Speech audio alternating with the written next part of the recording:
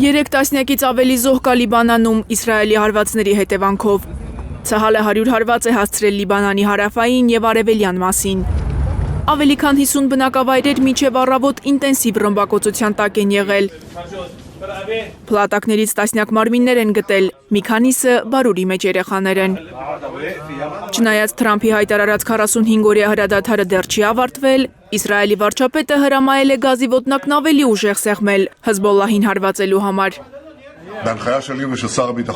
Իմ եւ պաշտպանության նախարարի գլխավորությամբ ուժգնացնում են գործողությունները Լիբանանում։ Իսրայելի պաշտպանության բանակը գործում է մեծ ուժերով եւ գրավում է ռազմավարական տարածքներ։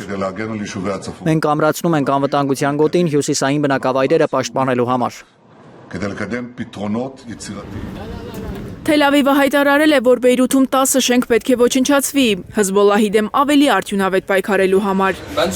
Իսրայել-Լիբանան ցամաքային սահմանին են մարտերը սրվել։ Ցահալը Լիբանանի հյուսիսային բնակիչներին տարհանման կոչ է արել։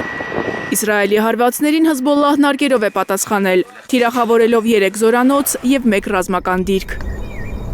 Խմբավորումն անօդաչու թռչող սարքերով, հրթիռներով, հրետանիով հարավային Լիբանանում առաջ շարժվող հրեական զորքին է հարվածել։ Առավոտյան Իսրայելի հյուսիսային քաղաքներում տագնապի ազդանշաններ են միացել։ Իսրայելի պաշտպանության բանակը հայտարարել է, որ Հեզբոլլահի անօդաչուները բաց տարածքում են ընկել, վիրավորներ չկան։